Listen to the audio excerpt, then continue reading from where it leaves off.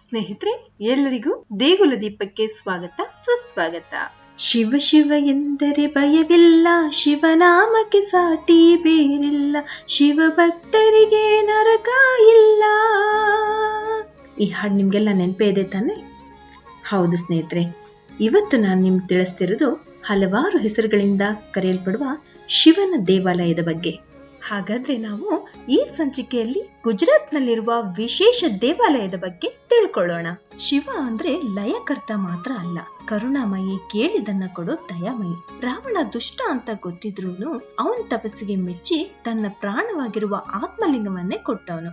ಅದಕ್ಕೆ ಅವನ್ನ ಬೋಳೆ ಶಂಕರ ಅಂತ ಕೂಡ ಕರೀತಾರೆ. ಶಿವನನ್ನ ಆರಾಧಿಸದೆ ಇರೋರು ಯಾರು ಇಲ್ಲ ಅನ್ಬಹುದು.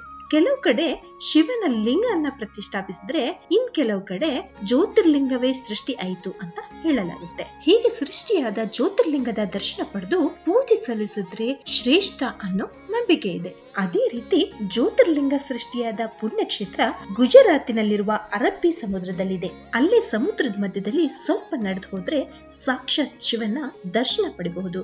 ಹಾಗೆ ನಮ್ಮೆಲ್ಲ ಪಾಪಗಳನ್ನ ಕಳೆಯುತ್ತೆ ಅನ್ನೋದು ಕೂಡ ನಂಬಿಕೆ. ಇದಕ್ಕೋಸ್ಕರ ಸಾವಿರಾರು ಭಕ್ತರು ಭೇಟಿ ಕೊಡ್ತಾನೆ ಇರ್ತಾರೆ. ಅದರಲ್ಲೂ ಅಮಾವಾಸ್ಯೆಯಂದು ಹೆಚ್ಚು ಮಂದಿ ಭಕ್ತರು ಬರ್ತಾರೆ. ಇಲ್ಲಿ ಶಿವನ ಲಿಂಗಗಳು ಉದ್ಭವ ಆಗಿದೆ ಅಂತ ಹೇಳ್ತಾರೆ.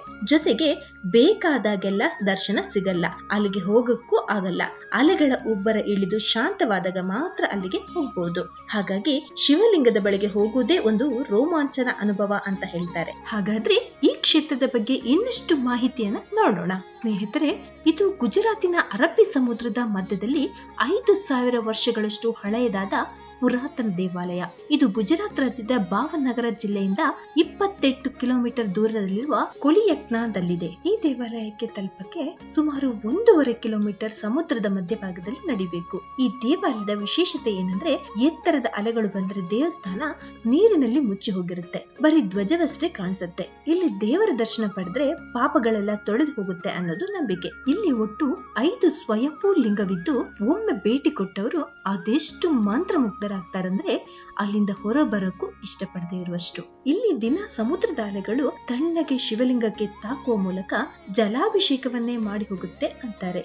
ಇದೇ ನಿಷ್ಕಳಂಕ ಮಹಾದೇವ ದೇವಾಲಯ. ಸ್ನೇಹಿತರೆ, ಇದು ಮಹಾಭಾರತದ ಸಮಯದಲ್ಲಿ ಪಾಂಡವರು ನಿರ್ಮಿಸಿದ ದೇವಾಲಯ ಅಂತ ಪುರಾಣ ಹೇಳುತ್ತೆ. ಕುರುಕ್ಷೇತ್ರದಲ್ಲಿ ಹೋರಾಡಿ ಸಹೋದರರನ್ನ ಸದೆಬಡಿದು ತಮ್ಮ ರಾಜ್ಯವನ್ನು ಮರಳಿ ಪಡೆದ ಪಾಂಡವರಿಗೆ ಸಹೋದರರನ್ನ ಹತ್ಯೆ ಮಾಡಿದ ಪಾಪಕ್ಕೆ ಪ್ರಾಯಶ್ಚಿತ್ತ ಸೂಚಿಸುವಂತೆ ಕೃಷ್ಣನ್ನ ಕೇಳ್ತಾರೆ. ಆಗ ಶ್ರೀಕೃಷ್ಣ ಅವರಿಗೆ ಒಂದು ಕಪ್ಪು ಧ್ವಜ ಮತ್ತು ಒಂದು ಕಪ್ಪು ಹಸುವನ್ನ ಕೊಟ್ಟು ಶಿವನನ್ನ ಪೂಜಿಸುವುದರ ಜೊತೆಗೆ ಅವುಗಳನ್ನ ಬಿಳಿ ಬಣ್ಣಕ್ಕೆ ತಿರುಗಿಸಲು ಸಲಹೆ ನೀಡ್ತಾನೆ. ಶ್ರೀ ಕೃಷ್ಣ ಪರಮಾತ್ಮನ ಸಲಹೆಯಂತೆ ಪಾಂಡವರು ಕೋಲಿಯಾಕ್ ತಟಕ್ಕೆ ಬಂದು ಶಿವನ ಧ್ಯಾನ ಮಾಡಿ ತಪಸ್ಸು ಮಾಡ್ತಾರೆ. ಈ ಸ್ಥಳಕ್ಕೆ ಬಂದ ನಂತರ ಅವರು ತಂದ ಹಸು ಮತ್ತು ಧ್ವಜ ಬಿಳಿ ಬಣ್ಣಕ್ಕೆ ತಿರುಗುತ್ತೆ. ಪಾಂಡವರ ತಪಸ್ಸಿಗೆ ಮೆಚ್ಚಿ ಪ್ರಸನ್ನನಾದ ಶಿವ 5 ಜನರಿಗೆ ಪ್ರತ್ಯೇಕವಾಗಿ ಲಿಂಗ ರೂಪದಲ್ಲಿ ದರ್ಶನ ಕೊಟ್ಟು ಪಾಪದಿಂದ ಮುಕ್ತಿ ಮಾಡಿ ಅವರನ್ನು ನಿಷ್ಕಳಂಕ ಎಂದು ಆಶೀರ್ವದಿಸಿದರು ಅಂತ ಪುರಾಣ ಹೇಳುತ್ತೆ.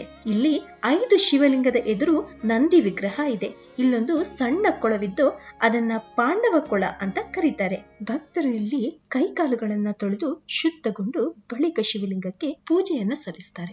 ಭಾದ್ರಪದ ಮಾಸದ ಅಮಾವಾಸ್ಯೆ ವೇಳೆ ಜಾತ್ರೆ ನಡೆಯುತ್ತೆ. ಇದಕ್ಕೆ ಭಾದ್ರವಿ ಅಂತ ಹೇಳ್ತಾರೆ. ಅಲ್ಲದೆ ಪ್ರತಿ ಅಮಾವಾಸ್ಯೆಗೆ ವಿಶೇಷ ಪೂಜೆಗಳು ಕೂಡ ನಡೆಯುತ್ತೆ. ಇನ್ನೊಂದು ವಿಶೇಷ ಸಂಗತಿ ಏನಂದ್ರೆ, ಪ್ರತಿ ಅಮಾವಾಸ್ಯೆ ಹಾಗೆ ಹುಣ್ಣಿಮೆಗೆ ಅಲೆಗಳ ಉಬ್ಬರ ಎಂದಿಗಿಂತ ಹೆಚ್ಚಿದ್ರೂ ಕೂಡ ಜನ ಅಪಾರ ಸಂಖ್ಯೆಯಲ್ಲಿ ಭೇಟಿ ಕೊಟ್ಟು ಅಲೆಗಳ ಉಬ್ಬರವಿಳಿತಕ್ಕಾಗಿ ತಾಳ್ಮೆಯಿಂದ ಕಾದು ದೇವರ ದರ್ಶನ ಪಡೆದು ಹೋಗ್ತಾರೆ. ಈ ಸಮುದ್ರದಲ್ಲಿನ ಮಹಾಶಿವಲಿಂಗದ ಇನ್ನೊಂದು ಮಹಿಮೆ ಏನಂದ್ರೆ, ಮನಸ್ಸಿನಲ್ಲಿ ಏನೇ ಕೋರಿಕೆ ಇಟ್ಕೊಂಡು ಹೋದ್ರೂ ಭಕ್ತಿಯಿಂದ ಪ್ರಧಾನ ಶಿವಲಿಂಗಕ್ಕೆ ಪೂಜೆ ಸಲ್ಲಿಸಿದ್ರೆ ತಮ್ಮ ಇಷ್ಟಾರ್ಥಗಳು ನೆರವೇರುತ್ತೆ ಅಂತ ನಂಬಿಕೆ ಇದೆ.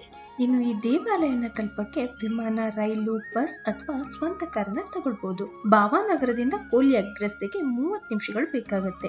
ಭಾವನಗರದಿಂದ 126 ಕಿಲೋಮೀಟರ್ ದೂರದಲ್ಲಿರುವ ವಡೋದರಾ ವಿಮಾನ ನಿಲ್ದಾಣ ಇದಕ್ಕೆ ಹತ್ತಿರವಾದ ವಿಮಾನ ನಿಲ್ದಾಣವಾಗಿದೆ. ಅಹಮದಾಬಾದ್ ನಿಂದಲೂ ಕೂಡ ಕೋಲಿಯಾಕ್ನ ತಲುಪಬಹುದು. ಗುಜರಾತ್ ನಲ್ಲಿ ಭಾವನಗರದಲ್ಲಿ ರೈಲು ನಿಲ್ದಾಣ ಇದೆ.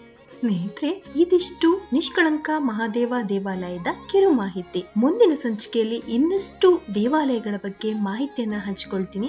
ಅಲ್ಲಿವರೆಗೂ ನಮಸ್ಕಾರ.